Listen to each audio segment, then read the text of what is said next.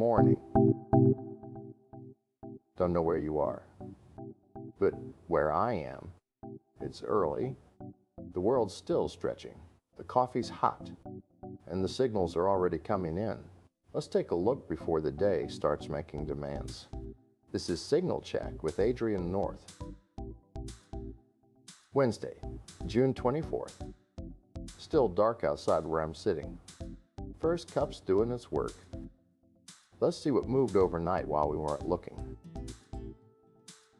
Cisco's got a problem, and not the kind that sits quietly waiting for a patch cycle. CVE 2026-2023, a high-severity flaw in Unified Communications Manager server, is now actively being exploited in the wild.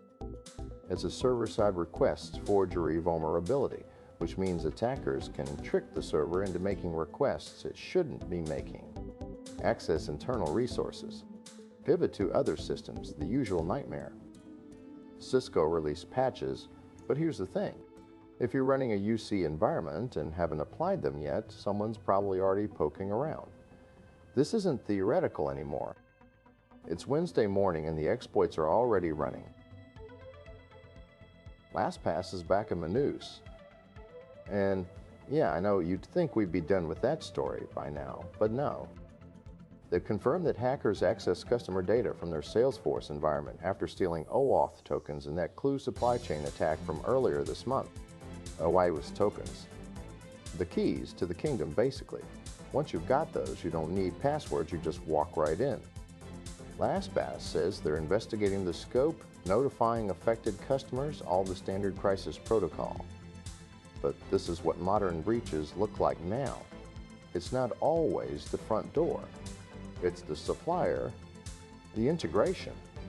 The third-party tool you forgot was even connected. Supply chain attacks, they're not edge cases anymore, they're the playbook. Here's one that'll make you smile. Ars Technica is profiling a former hacker who's had something of a career pivot. This person, and I love this, saw the light. Literally. They're now working to collect all of it. Solar energy, optical systems, the whole physics of photons thing, from breaking into systems to harvesting photons. It's a hell of a redemption arc. And honestly, we need more of this. People who understand how things break often understand best how to build them right. The hacker mindset, that relentless curiosity, that refusal to take no for an answer, it translates. You just point it in a different direction. This story is a good reminder that the skills we build in one world can light up another. Pun intended. If you run, and especially if you run long.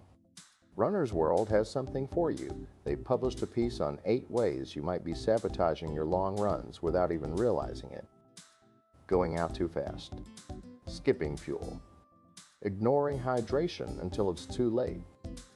The usual suspects, but also some subtler stuff, like not varying your routes or running every long run at the same plodding pace.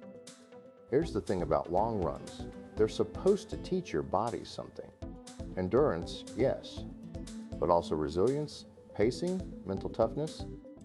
If you're just grinding through them, hating every mile, you're training your brain to dread the distance. And that's not useful. The article is practical, actionable, worth the read if you've got a race on the horizon. Sticking with running, I Run Forest got a beautiful piece on Lottie Brinks ahead of the 2026 Western States 100. If you don't know the race, it's one of the oldest and most iconic 100-milers in the world. Squaw Valley to Auburn, 100 miles to the Sierra Nevada.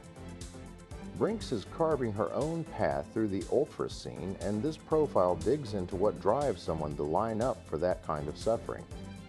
Because let's be honest, 100 miles on foot is not a rational decision. It's something else. Something about testing your edges, seeing what's on the other side of exhaustion. The piece captures that beautifully.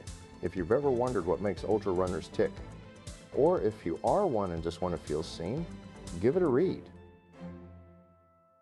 And finally, the No-Fake Act. It's a bill that's supposed to tackle harmful AI-generated impersonations, deepfakes of public figures, non-consensual synthetic media, that sort of thing. Noble goal, but the Electronic Frontier Foundation has signed on to a letter raising the alarm because the language in this bill is broad enough to chill a lot of lawful speech.